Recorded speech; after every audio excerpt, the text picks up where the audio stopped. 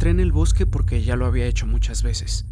Grababa todo lo que exploraba, no porque creyera que iba a pasar algo malo, sino porque documentarlo me daba estructura y concentración mientras caminaba solo por horas. Esa mañana se me hizo normal como para dudar de mis decisiones, incluso cuando me estacioné más lejos de lo normal y noté que no había otros vehículos cerca. Me repetí que el silencio era normal en lugares como este y que el aislamiento era parte de la experiencia que buscaba. Empecé a grabar en cuanto crucé la línea de los árboles, describiendo el terreno y mi ruta en voz alta para poder ver mis pasos si lo necesitaba después. El bosque se veía común y corriente, espeso pero familiar, y esa falsa sensación de normalidad hizo más fácil ignorar el hecho de que me había quedado sin señal y no tenía un camino claro que me guiara. Vi la primera foto cuando me detuve a acomodarme la correa de la cámara, y al principio creí que era basura que alguien había dejado. Cuando me acerqué, me di cuenta de que era un cartel impreso de una persona desaparecida, cuidadosamente engrapado al árbol. Mientras lo grababa me sentí confundido más que asustado, porque la foto se veía oficial y detallada, con todo nombre y fecha. Me hice para atrás para tener una toma más abierta y ahí vi otro cartel en el árbol de al lado, y otro. Caminé despacio grabando cada imagen mientras intentaba entender por qué estaban puestas con tanta simetría, siempre apuntando hacia el mismo lado. Entre más me adentraba, más carteles aparecían, y era imposible creer que esto fuera al azar o que estuviera abandonado. Me detuve a hablarle a la cámara un momento y escuché, no porque esperara oír algo en específico, sino por la necesidad de confirmar que estaba solo. El silencio no me tranquilizó y por primera vez pensé en regresar, aunque la curiosidad me impulsaba a seguir. Antes de seguir avanzando me quedé quieto y traté de calmar mi respiración, repitiéndome que entrar en pánico sin pruebas solo empeoraría las cosas. Revisé mi batería, acomodé la cámara y me convencí de documentar un poco más antes de irme. Los carteles empezaron a formar patrones y darme cuenta de eso hizo que se me hiciera un nudo en el estómago y ya no podía ignorarlo.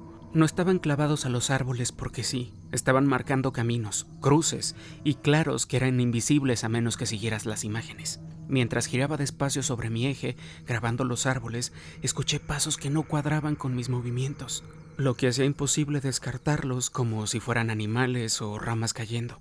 Cuando descubrí al grupo moviéndose entre los árboles, sentí una opresión en el pecho y me temblaban las piernas porque había algo muy turbio en lo coordinados que estaban. La luz daba en sus cabezas rapadas y ninguno habló ni reaccionó a mi presencia. Me hice para atrás, tratando de no llamar la atención, pero el suelo bajo mis pies se hundió de golpe y me tiró hacia arriba con una fuerza violenta. La trampa rodeó mi tobillo y me levantó por los aires, golpeando mi cuerpo con la fuerza para dejarme sin aire. Colgando boca abajo, grité hasta que me ardió la garganta, viendo al grupo alejarse sin ninguna prisa, como si ya supieran que yo no iba a ir a ningún lado. El dolor de mi pierna se hacía más agudo con cada movimiento, y la certeza de que nadie vendría se quedó instalada en mi cabeza. Pasaron horas mientras seguía colgado, luchando contra los calambres, el agotamiento y un miedo que seguía en aumento.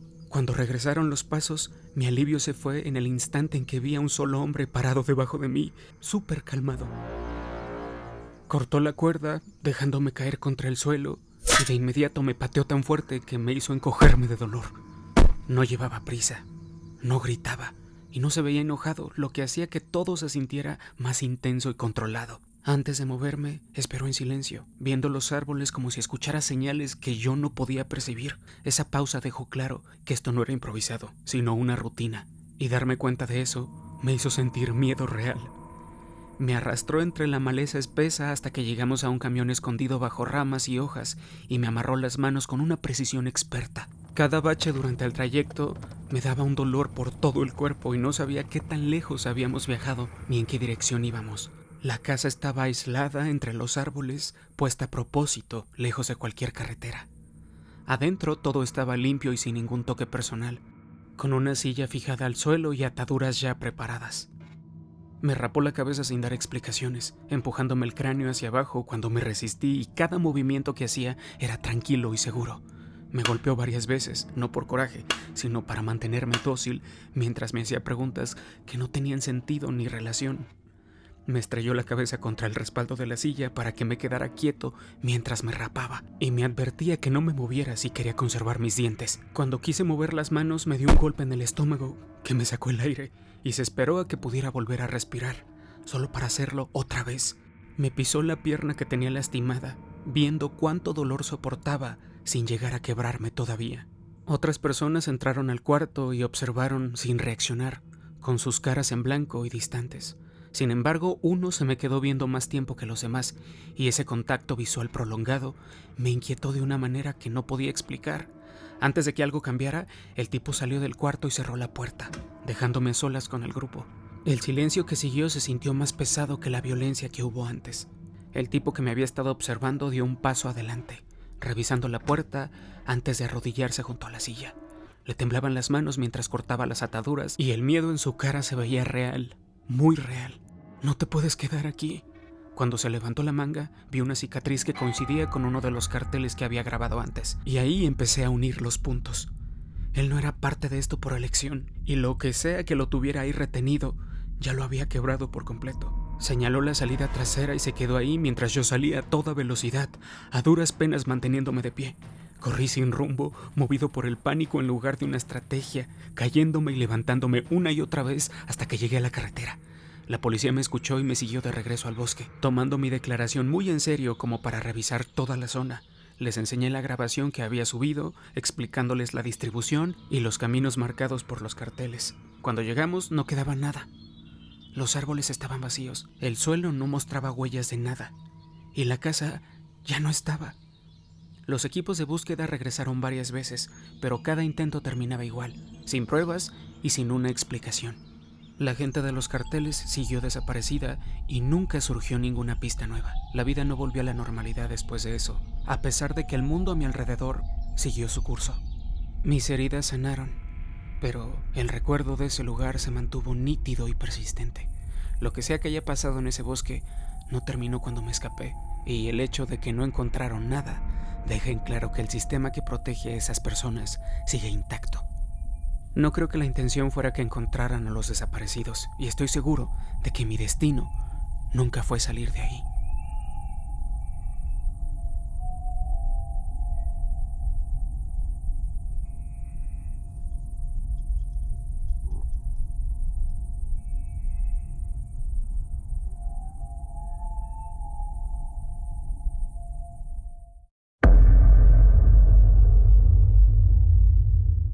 La gente cree que el último tren del metro es silencioso, pero no hay nadie, literal está muerto. Esa noche regresaba del trabajo con ganas de llegar a mi casa.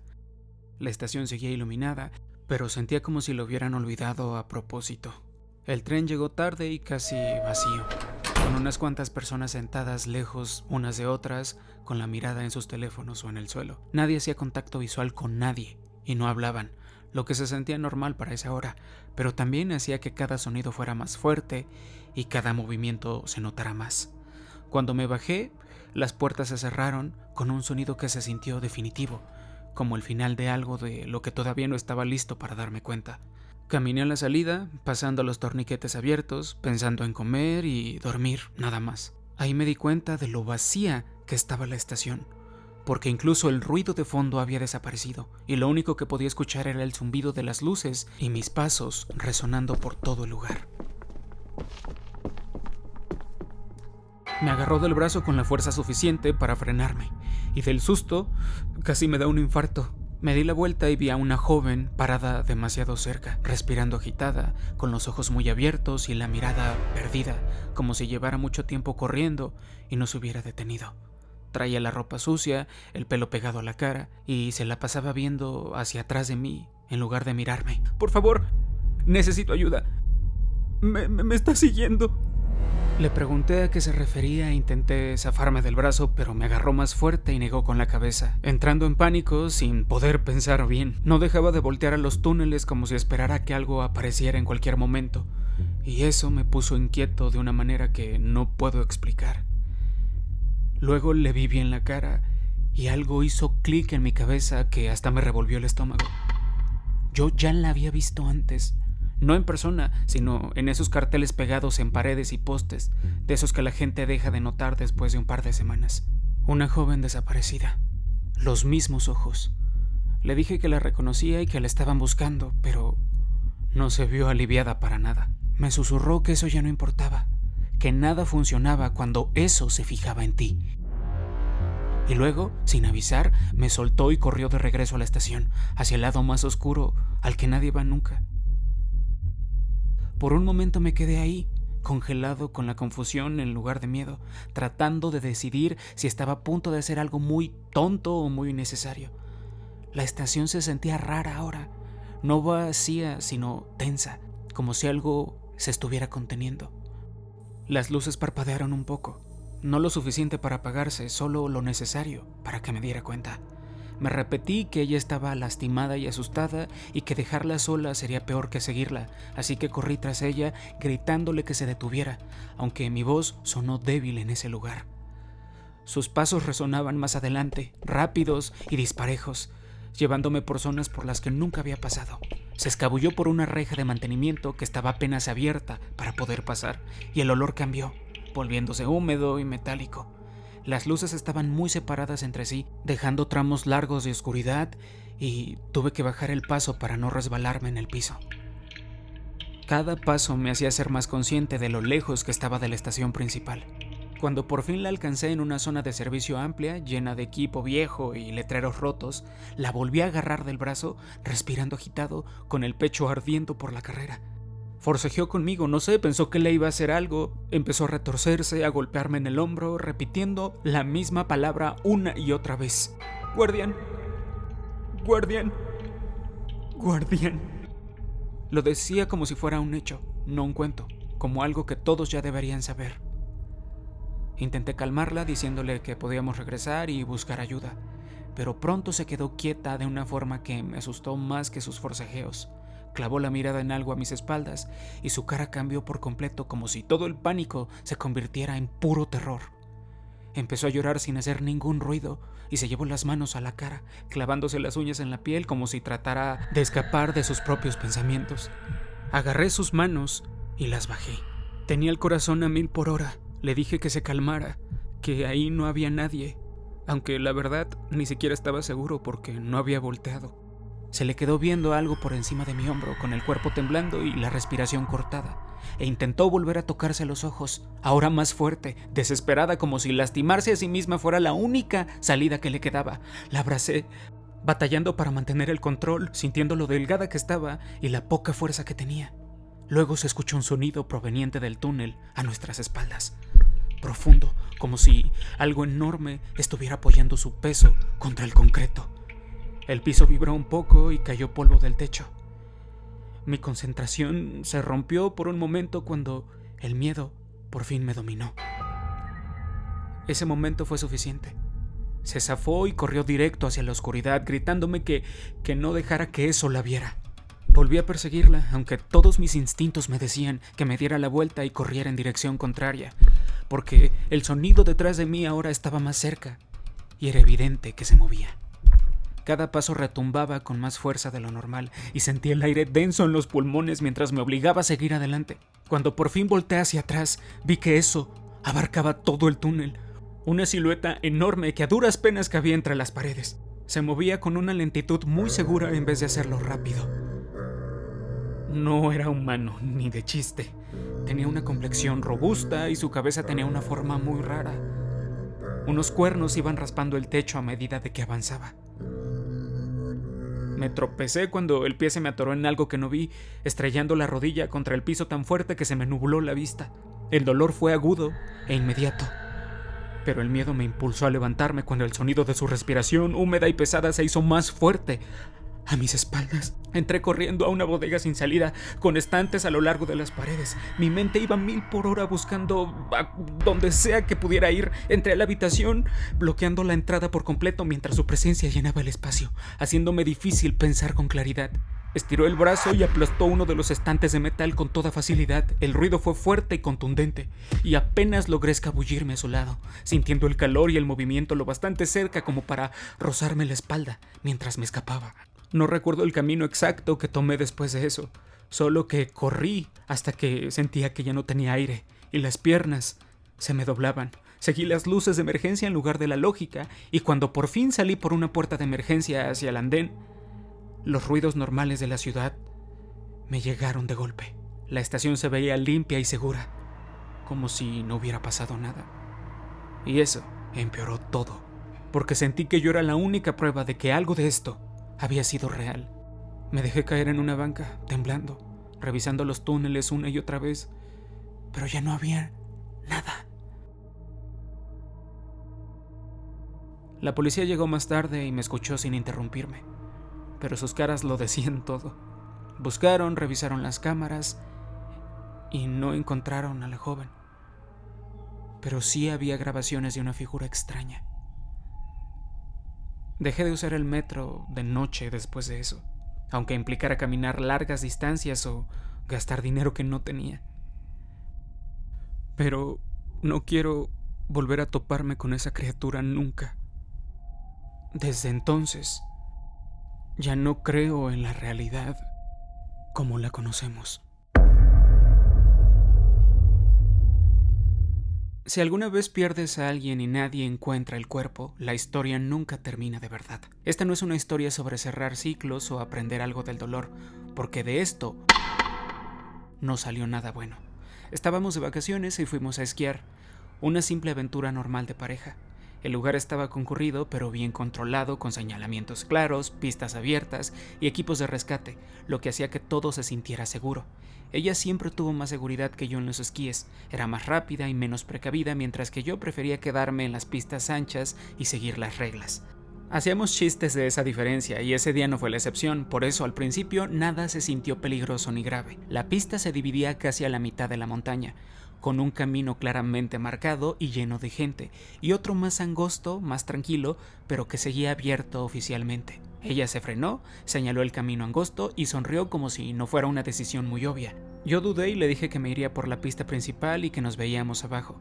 No discutió, solo se impulsó y empezó a bajar sin voltear atrás, moviéndose rápido y con seguridad como siempre lo hacía. Me quedé viendo su chamarra roja unos momentos hasta que la curva de la bajada me impidió seguirla viendo. Cuando llegué al final de la pista, ella ya no estaba. Al principio supuse que solo se había adelantado, que tal vez estaba hablando con alguien o acomodándose el equipo. Esperé, revisé el celular, caminé por el área del teleférico y traté de calmarme porque no había motivo para asustarme. Pasaron los minutos, 23, 24 minutos, y el lugar se empezó a vaciar conforme caía la tarde, haciendo que cada ausencia se sintiera más pesada. Quise llamarle, le mandé mensajes, revisé cada rincón cercano donde pudo haberse detenido, pero ya nada tenía sentido.